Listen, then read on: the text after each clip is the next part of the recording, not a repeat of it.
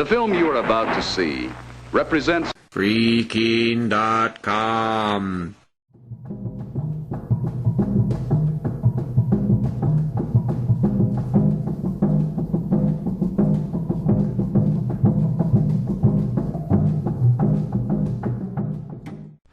From Ron Paul's January 8th, 2013 column. Quote, Legislative Forecast for 2008. Congress is reconvening this coming week, and I would like to take this opportunity to give my legislative forecast for the coming year. Here are a few things we can expect to see from Washington. First and foremost, we will see ramped up spending for the warfare welfare state. There is no resolution or end in sight on the Iraq occupation.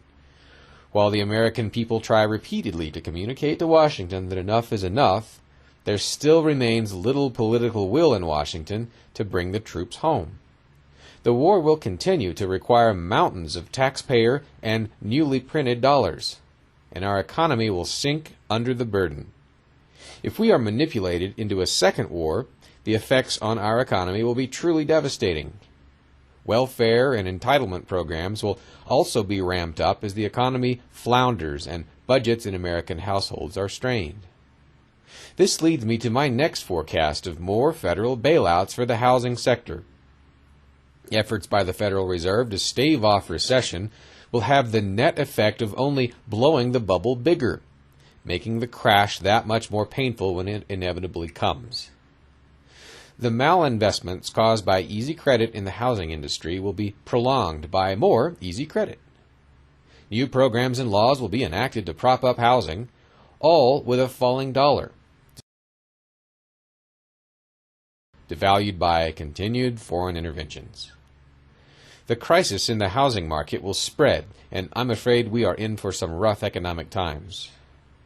Moreover, the government will require more money than ever this year as funding options run out. Taxes will go up. Expect stealth tax increases on consumer goods, perhaps airline tickets or cigarettes, and increased government fees here and there. Ironically, total revenues will probably fall due to a weakened economy.